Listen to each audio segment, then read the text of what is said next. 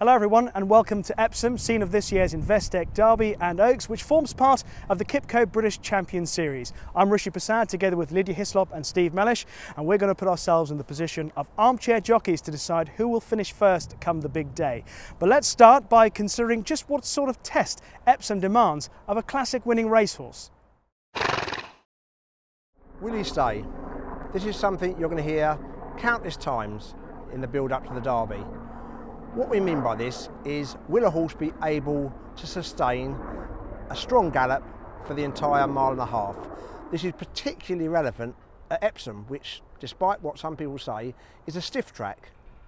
Unlike athletics, where the tracks are flat and uniform, racecourses are all different. Some are left-handed, some are right-handed, some are flat, some are undulating, some are stiffer than others. We can tell this by comparing the standard times.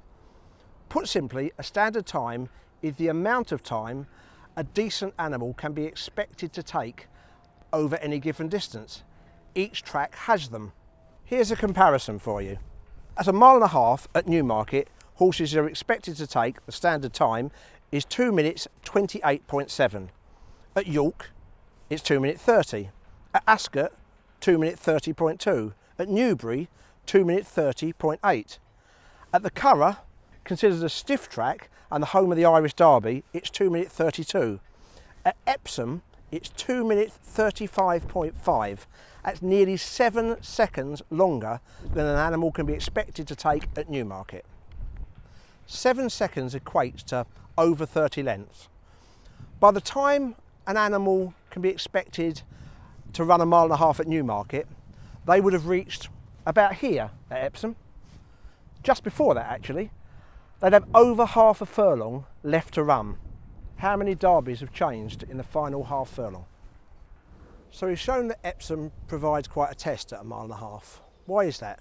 Well, first there's the undulations and the camber. Any amateur athlete will tell you how much easier it is to run on a treadmill than it is to run up and down hills where your rhythm is constantly broken. But the main reason it's such a test is because of the start. On Saturday, the first thing that will confront the horses when they burst out of the stalls is a hill. It rises about 150 feet through the first 5 furlongs. Now later, on the drop down to Tattenham Corner, there's a drop of about 60 feet, but by then the damage is done. So there's Epsom. It tests the horse's athleticism, it tests the horse's balance, it tests the horse's stamina. They've run the Derby here for over 200 years, and I'd contend it provides the thoroughbred with the ultimate test. So we start with the Investec Derby, the Colts Classic, and the obvious place to begin, Lydia, is with Carlton House, the most impressive trial in the Dante so far? Yeah, the most impressive trial, I think so. What I particularly liked about it, if we're going to err on the positive, is the way that he burst through a narrow gap. He also probably overcame a steady pace.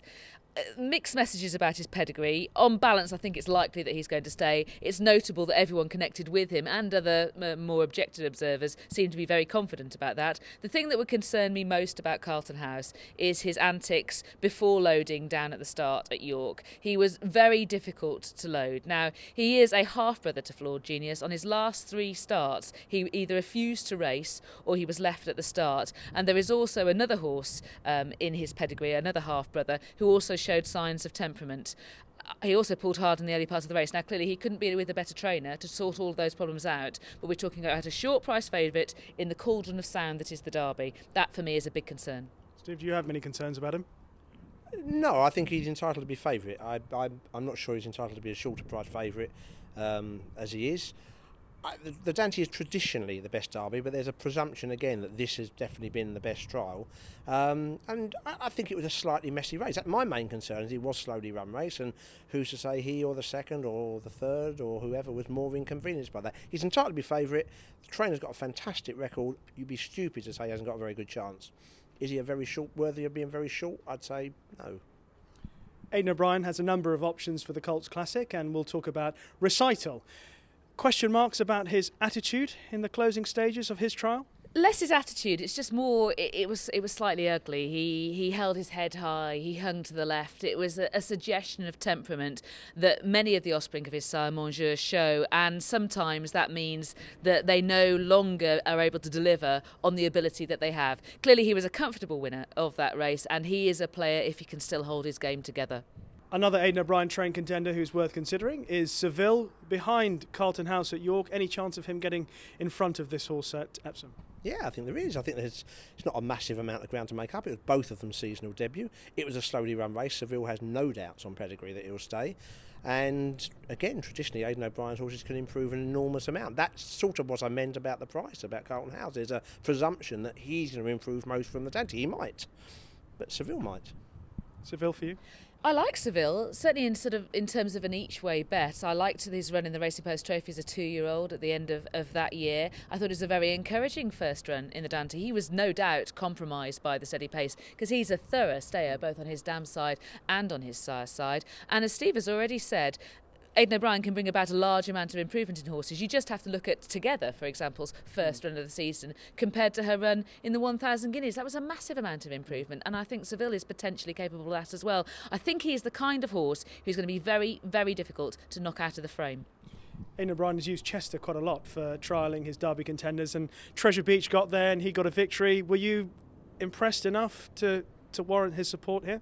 Yeah, I thought it was a likeable performance. I think this is the kind of horse that will fly slightly under the radar because he only won narrowly, but he's improved with every single start. He looked very professional. He was always in the right place at every point in the race, and I think that he will run a big race around Epsom. Chester can, in terms of its turning nature, can teach you a lot about the kind of track that he will face here at Epsom. And I think Treasure Beach is a big price for a horse that is still improving, might not have finished, and clearly still has a high level of form already. In the same ownership as quite a few of the O'Brien contenders, but different trainer, André Faber's the French contender, Pour.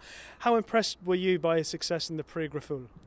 Pretty impressed. I thought it was a really good performance. I think he'll probably be able to deal with the extra distance of the Derby. I think it'll be interesting that the fact that they've chosen to go for the Derby is interesting because obviously André Fabre last year pointed out to Godolphin that Rewilding was a horse that he thought would be ideally suited to Epsom. He's very careful about the horses that he sends to Epsom. It is such an individual track, and the fact that Pour is running says that he has decided that he is up to that kind of test, and I think that's hugely significant. He's got a Derby-ish pedigree, Steve. Manger out of a Darshan mare. Yeah, I think he'll get home, and there's also a lot will be made about whether he'll handle the ground, because the form was officially good to soft, but the times that day suggested it was not good to soft. It was no worse than good ground. So if that's your concern, I don't think it'll ground, and they won't. It'll be good ground here, I would imagine, on the day.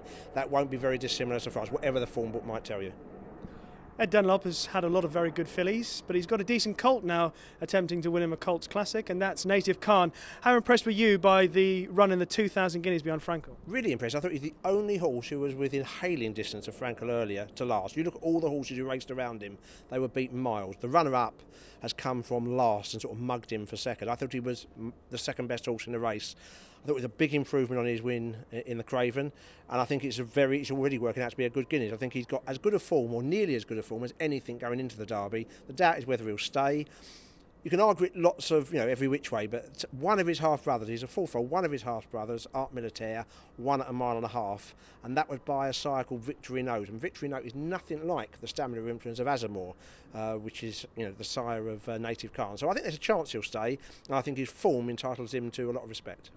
Lydia, did you think that was a good Derby trial in the Guineas? I think so, yes, for all the reasons that Steve has just said. What would concern me is in that there is some doubt on the dam side. One half-brother, yes, got 1.5 miles, but another one was best at around about 1 mile 9 furlongs. Combine that with the temperament that Native Khan has shown. He was very, very edgy prior to the Craven. He did get a lot better, and Ed Dunlop has explained how and why he did that for the 2,000 Guineas. But the Derby is a massive test. I mean, there's a parade. It's such a big day, added to the fact that the Queen has got the favourite. That's going to make it an even bigger day. More people are going to come. It's a massive test of a thoroughbred in terms of the temperament going down to the start. Just the beforehand razzmatazz. Combine that with a stamina doubt and you have a concern for me, albeit that I think the price probably takes that into account. John Gosden has won the Derby before with, of course, Benny the Dip. He's got Masked Marvel, who was impressive in a weakish looking race at Goodwood. Yeah, I think that's probably fair. I mean, the winner produced a Derby Place horse last year in Rewilding, sorry, the race at Goodwood did. What I liked mainly about the race, Rishi, is that he coped with the undulations very well. And I think it was 1 mile 3, but you'd be staggered if he didn't stay. He was very strong at the finish, and his pedigree offers encouragement. So yes, he's got to improve, but he's already improved a lot from his previous start, and he might just be a horse who's starting to thrive. And I think the test that the Derby will provide, I think, is a plus for him. Were you impressed at all by what he did? I was, because I thought it was a big step up from what he'd achieved at Sandown previously, and if he can find a similar amount of improvement, he's clearly going to be a player here. Goodwood, like some of the courses such as Lingfield, does test to some degree the kind of balance that you need for a course like Epsom, and he passed that with flying colours. Again, I think he's likely to stay. He could go to 2 ways. For me, he could run extremely well and finish 5th or 6th, or he could be an improver who makes into the frame. I find it difficult to see him as an actual winner. A horse who may be a lively outsider is Nathaniel, trained by John Gosden. Yeah, I'm a fan of his. I thought he was a bit more, or less streetwise somehow than Treasure Beach, who handled the track particularly well. Not that he didn't handle it, but I just think there was an element of him almost getting first run on Nathaniel, just slightly. And I thought I loved the way he battled on up the straight. He's a thorough stayer. He will stay. There's no doubt about that. And if the weather should turn in his favour, and in the run up to the Derby you get lots of rain and it makes it a test of stamina, that would come in, be in his favour. So I think he's a lively outsider if the conditions come in his favour. So it's time to summarise our thoughts and make our selection for this year's Derby. Lydia, ladies first. I'm going to go for Seville, just because I think he's going to be so difficult to knock out of the frame. I think he's going to improve for the step up and trip. I think he might improve from the Dante to the Derby just for well-being, in the way that Aidan O'Brien so many times does manage to achieve that with his horses. He's got a great record here, and I just think he's very, very solid. Yes, he has Carlton House to turn around the form with, but he is a much better price to do that. Steve? Also price related, I like Native Khan. I think his form's as good as just about anything in the race. His form in the Guineas. I think there's a fair chance he'll stay. You'd be untrue to say I'd be untrue to say he'll definitely stay, but I think he'll stay a 1.25 miles. I think he might stay a 1.5 miles, and I think his form is right up there with the best of them, and I think he's a fair price. And I'm going to go for Pour Moi. I thought he was visually very impressive in his trial in France. The time of his finishing splits backed it up. I think being by Molger out of a Darshan mare, he's almost certain to stay the extra couple of furlongs of the 1.5 mile trip at the Derby. So he's going to be my selection. So just to remind you, Seville for Lydia, Native Khan for Steve, Pour Moi for me. Now though, it's time to hear from some of the leading players in this year's big race.